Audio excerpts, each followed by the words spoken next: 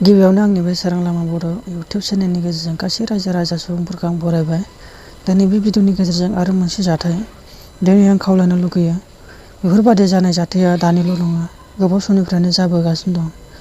नाथाय सोरखौ दाय दसिनो, सोरखौ हेंथा होनो, सोरखौ मा बुंनो, गाव गाव न'खर गावबागाव सुबुंनि संसार जानायनि लाइफ।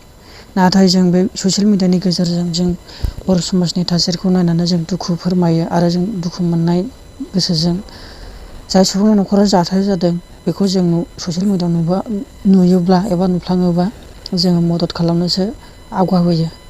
नाथाय मोनसे बाथ्रा बेनो, जों गोबां सुबुंनि जों जाथाय जानाय, सोरबा न'खराव खहा जानायफोरखौ जों मदद खालामो आरो मदद खालामनायनि गेजेराव जोंनि सायाव आरो जेरा होफिनो। मानो होनबा जेसेबांनाखि जोंनि निउस पर्टेलानो जाया मानो, माखासे बड' इउटुबारानो जाया मानो, गासै बर' समाजनि मोजां खामानि मावलांगोन आरो जे बर' समाजाव साबजायै खामानि बेखौ दिन्थिलांगोन आरो नाजालांगोन फोसाबनो। दिनै आं गासिबो जोंनि माखासे ससियेल मिडियानि मावगिरि सुबुंफोरखौ आं बरायहोनाय थादों आरो लोगोसे बर' समाजनि सायाव बुंनाय थाबाय। जों बेफोरबादि जानायनिफ्राय जानगाराव थागोन आरो बबे मोजां लामायाव आगान सुरगोन बेखौ आं हास्थायो। दा जाफ्लेबाय थानाय जाथाय, दिनै सासे फिसाजो दङ, दिनै फिसाजोआ गाबबाय बायनानै बुंदों आफाया खामानि हाजिरा मावोनो, ओंखाम संनो आरो गथ'आबो स्कुलाव थाङो, बायदि बहुद डिस्टार्ब जादोंनो। माने दा सासे आइजोआ जुदि न'खराव मोनसे फिसायजों संसार जानानै गथ' गथाय खांनानै संसार जानाय बेलायाव जुदि बेफोरबायदि जेंना जेंसिया फैयोब्ला दिनै बे न'खरा आस'खान्दा जायो आरो थेर बेथेर जानायनि चान्सआव थायो। दिनै संसार जाबोला हौवायाल' न'खरखौ सिन्था खालामनो बा साननो गोनां नङा, हिनजावाबो मोनसे साननो गोनां। हौवा आरो हिनजावजोंसो न'खर दानायाव मोनसे दायथ' थायो। दिनै न'खराव हौवाया गारजेन जाबालाय मा जानो, दिनै न'नि खामानिया हिनजावनि आखायाव आरो न'खरनो माखासे फोसाबलांनांगौ हौवानि आखायाव बेफोरबायदि थायो। नाथाय हौवा हिनजाव अनलायनानै गोरोबनानै माबा मोनसे थांखि लालायनानै न'खरखौ मोजाङै फोसाबलांनाया हौवा हिनजावनि आखायाव थायो आरोना।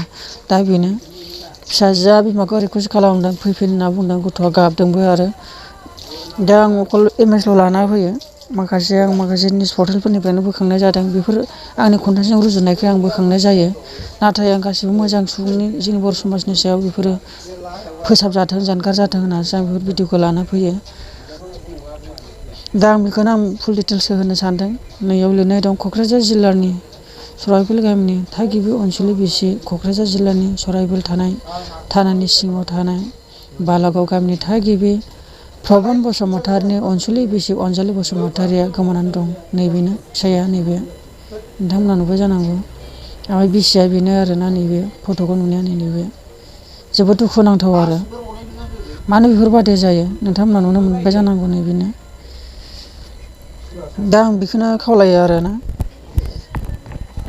थाबनो जुदि जोंनि बर' समाजनि गेजेराव बेफोरबायदि लेथेर फेथेर दा खालामसै, गावनि न'खरखौ फोसाबनो दानो आरो आगान सुरफिनगोन आरो मोजाङै संसार जालांफिनगोन आं बेखौ हास्थायदों। आरो दा आं खावलायबावो, नैबेयाव गाहायाव लिरनाय दं, बिसिनि नामा अनजालि बसुमतारि होनदों।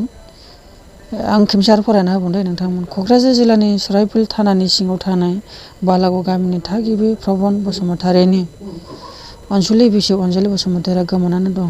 सोरबाफोर बहाबा नुसन बायोब्ला नैबे जानबुं अनजिमा नम्बराव जानबुं एबा मबाइल नम्बरखौ नोंथांमोननो खोन्थानि 9394682687 आव फोरमायहरनो खावलायहरदों।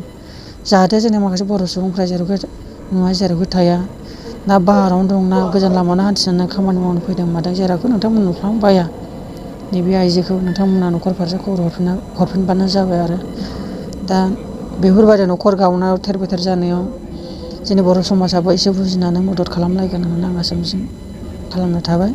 एसेनोसै आंनि भिडिअनि गेजेरजों माबा मोनसे गोरोन्थि जादोंबा नोंथांमोननिफ्राय निमाहा बिनाय थाबाय। जय बर' हारिनि।